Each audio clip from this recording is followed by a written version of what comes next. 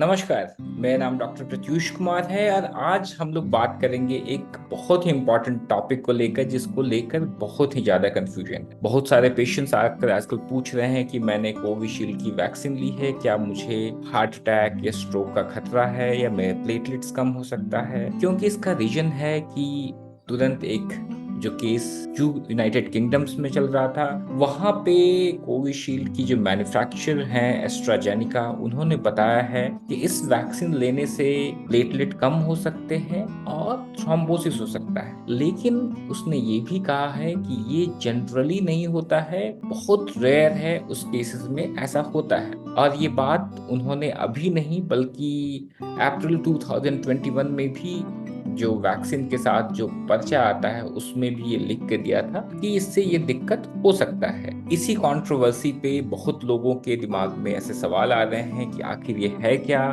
इससे उनको कितना खतरा है और खतरे को कैसे पहचान सकते हैं और इसका क्या इलाज हो सकता है। तो इसी विषय पे हम लोग आज डिस्कस करेंगे। सबसे पहले जानते हैं कोविशील्ड है क्या और इसके लिए हम लोग क्या कर सकते हैं। लेकिन इससे पहले आप ये जान लो कि जो वैक्सीन्स जो होते हैं बेसिकली वो जिंदगी बचाने में बहुत मददगार होते हैं। लगभग 20 से 30 लाख जिंदगी सिर्फ वैक्सीन की वजह से बच पाई है। क्योंकि आजकल देखोगे कहीं भी हम लोग स्मॉल पॉक्स के केसेस नहीं देखते हैं। जो बूढ़े लोग होंगे, जो बड़े लोग होंगे, उनके आप कॉइन की तरह के निशान आप उनके बाजू पे देख सकते हो, स्मॉल पॉक्स के वैक्सीन के निशान है। लेकिन आज स्मॉल पॉक्स दुनिया से इरेडिकेट कर दिया गया, इसलिए आजकल वैक्सीन लगाने की जरूरत ही नहीं होती। उसी तरह से पोलियो है, पोलियो हिंदुस्तान से इरेडिकेट हो चुका है, पूरे विश्व से हो चुका है। सिर्फ 2 देशों में अभी तक वाइल्ड पोलियो स्ट्रेन पाए गए हैं, लेकिन बाकी सब जगहों से उसे हटा दिया गया है। इसके अलावा टेटनस, डिप्थीरिया, पर्टूसिस,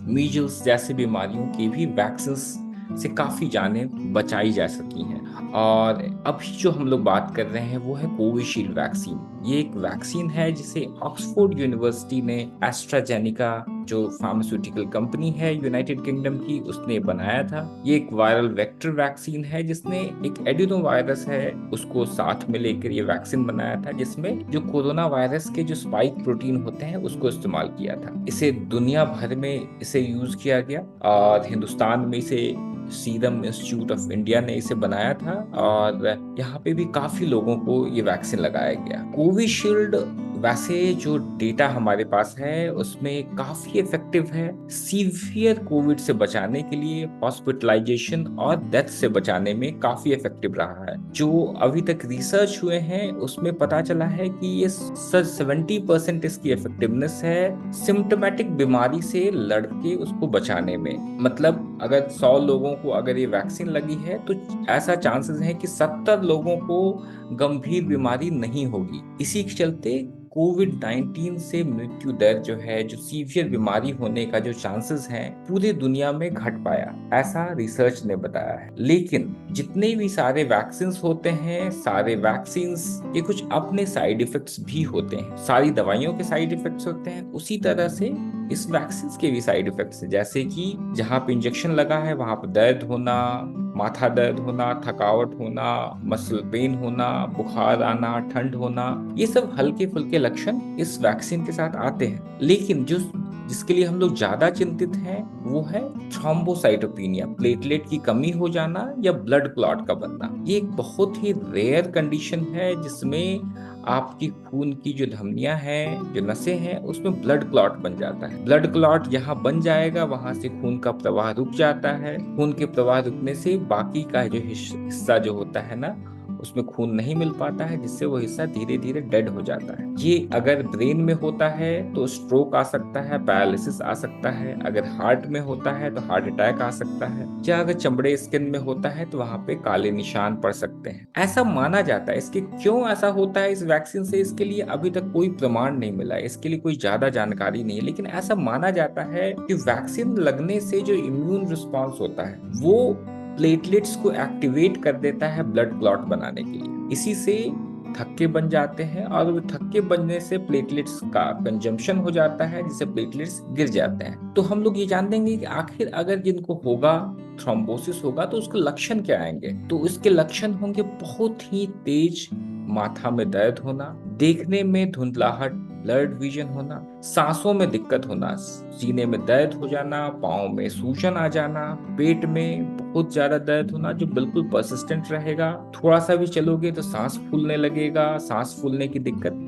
ये सब कुछ हफ्ते के बाद अगर ये लक्षण आते हैं वैक्सीन लगाने के बाद, तो ये थ्रोम्बोसिस या टीटीएस के लक्षण हो सकते हैं। अगर ऐसे लक्षण हैं तो आपको तुरंत डॉक्टर को बताना होता है। ये बहुत रेयर केसेस में होते हैं कोविशील्ड के वैक्सीनेशन के बाद, और इसको वैक्सीनेशन इंड्यूस्ड थ्रोम्बोटिक थ्रोम्बोसाइटोपिनिया कहते हैं। वैक्सीन लगने से क्लॉट बनना या प्लेटलेट की कमी हो जाना, इसका रिस्क बहुत ही कम है। लगभग 1 लाख अगर वैक्सीनेशन हुआ है तो उसमें 2 से 3 लोगों को ऐसा हो सकता है। और जिसने ये वैक्सीन बनाई उसने अप्रैल 2021 में ही अपने वैक्सीन के साथ ये इंफॉर्मेशन शेयर किया था कि हाँ, इस वैक्सीन से ऐसे हो सकते हैं, क्योंकि उस समय तक ऐसे केसेस मिलते हैं। लेकिन अब हम लोगों को ये देखना है कि अगर ये चीज पता पहले से थी तो फिर ये वैक्सीन दी क्यों गई। वैक्सीन तभी दिया जाता है जब हमें ये देखना होता है कि इससे फायदा कितना है और नुकसान कितना है। फायदा और नुकसान को ही हम लोग कंपैरिजन करते हैं। लेकिन इधर हाल फिलहाल में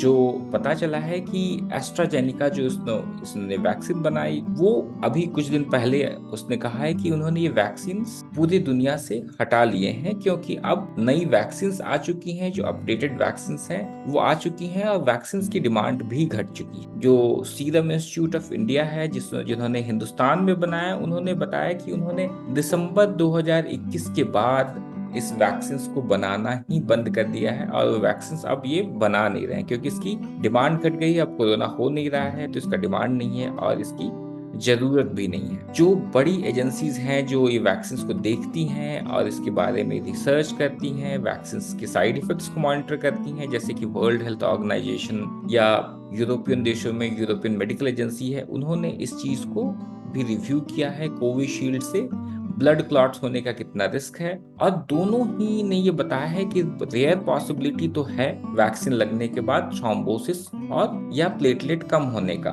लेकिन ये जो इसके जो फायदे हैं उसके सामने ये बहुत ही कम है। फायदा ज्यादा है, नुकसान कम है। और एक और भी चीज पता चली है कि जो कोरोना जो होता है ना, कोरोना के चलते भी ब्लड क्लॉट्स ज्यादा बनते हैं, कोविड की वजह से भी ब्लड क्लॉट्स होते हैं, और उसका रिस्क वैक्सीन से कहीं ज्यादा है। मतलब कोरोना की वजह से भी ब्लड क्लॉटिंग हो सकते हैं। उसी के लिए हम लोग उस समय डी डाइमर ऐसी कोई जांच करा के देखते थे कि कोरोना की वजह से तो कहीं नहीं हो रहा है। एक और पेपर, रिसर्च पेपर है US Asia technology management centre at Stanford university का। उन्होंने बताया है कि कोरोना के वैक्सीनेशन की वजह से हिंदुस्तान में लगभग 34 लाख डेथ को रोका जा सका। सिर्फ वैक्सीनेशन की वजह से हम लोग इतने डेथ्स को कम कर पाए। एक और मॉडलिंग स्टडीज होते हैं जिन्होंने कोविड-19 ट्रांसमिशन और वैक्सीनेशन के बारे में, लंदन में एक इंपीरियल कॉलेज है, उन्होंने स्टडी किया। उन्होंने बताया कि 14 से 20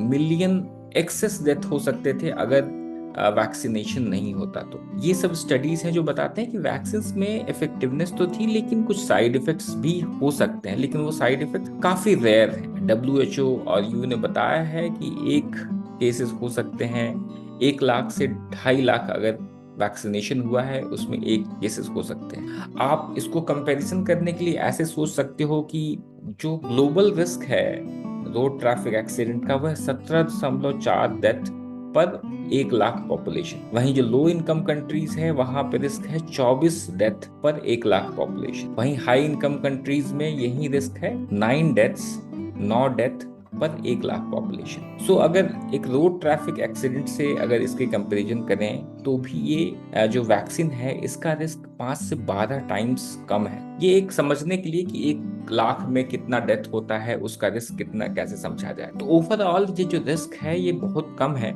इसके लिए कोई पैनिक करने की आवश्यकता नहीं है, क्योंकि जो भी हम लोग दवाइयां देते हैं सारी दवाइयों के कुछ साइड इफेक्ट्स होते हैं, या सारे दवाइयों के नफा नुकसान को हम लोग बैलेंस करके देखना होता है, किससे फायदा कितना ज्यादा है, उससे उसका रिस्क कितना है। अगर फायदा काफी ज्यादा है, रिस्क कम है, तो उसे हम लोग देते हैं। तो सबसे पहले सवाल उठता है कि इस रिस्क को हम लोगों ने पहले क्यों नहीं जाना, वैक्सीन देने से पहले ही इस चीज को हम लोग पहचान क्यों नहीं पाए। तो इसका सीधा आंसर ये है कि जो हम लोग जो कि कोई भी दवा बनाते हैं, कोई भी दवा की स्टडी होती है, उसकी जो देखने का होता है कि उसमें साइड इफेक्ट्स क्या होते हैं, वो उतने बड़े पॉपुलेशन पर टेस्ट नहीं होती है। उसमें लगभग 30,000 लोगों पे जांच की जाती है, जिसमें आधे लोगों को वैक्सीन दी जाती है और आधे लोगों को कुछ नहीं दिया जाता, मतलब नॉर्मल दवा दी जाती है, ताकि कंपेयर करके देखा जाए कि उससे कितना रिस्क है, कितना साइड इफेक्ट्स आ रहा है, कितना इफेक्टिवनेस है, जिसे प्लासिबो कहते हैं। तो क्योंकि इसका रिस्क जो है 1 लाख में ही 1 लोगों को दिखता है, तो जरूरी नहीं है कि जो 30,000 लोगों पे जो टेस्ट हुआ होगा उसमें ये नजर आए। इसलिए क्योंकि वैक्सीन के जो साइड इफेक्ट्स हैं ये बहुत रेयर हैं, तो जब तक ये मार्केट में आता है, काफी लोग इसका इस्तेमाल कर लेते हैं, तभी इसके साइड इफेक्ट्स का पता चलता है। जब पता चलता है तो गवर्नमेंट उसके लिए बताती भी है कि इसके रिस्क कितना है। इसीलिए जब ये रिस्क का पता चला तो वैक्सीन के इंसर्ट में इसे डाला गया कि हाँ, ये वैक्सीन क्लॉटिंग को, थ्रोम्बोसिस को ट्रिगर कर सकता है, एक इम्यून रिस्पॉन्स है जो ट्रिगर कर सकता है। तो ओवरऑल अगर आप देखें तो वैक्सीन सेफ हैं और वैक्सीन से जान भी बचती है, लेकिन हमें जरूरत है कि हम बेहतर से बेहतर वैक्सीन बना सकें जिसके साइड इफेक्ट्स बहुत ही कम हो, मिनिमल हो, ताकि लोगों को ज्यादा से ज्यादा वैक्सीन पे विश्वास हो। पहले भी काफी वैक्सीन आए हैं जो काफी मददगार रहे हैं, जैसे पोलियो की वैक्सीन है, उससे पोलियो खत्म हो गया। कुछ ऐसे ही वैक्सीन होते हैं जो उतने ज्यादा इफेक्टिव नहीं रहते हैं, जैसे कि टीबी की वैक्सीन। टीबी की वैक्सीन की इफेक्टिवनेस बहुत ज्यादा नहीं है, सब लोगों को टीबी के वैक्सीन लगता है, फिर भी हमारे देश में टीबी बहुत ज्यादा होता है। तो इसलिए हम लोगों को बहुत ज्यादा घबराने की जरूरत नहीं है। जो भी कोविशील्ड के वैक्सीन लिए हैं, अभी बहुत समय हो गया है, अगर लक्षण आना रहता तो अभी तक आ चुका रहता, क्योंकि इसके लक्षण जो है कुछ हफ्ते में ही नजर आ जाते,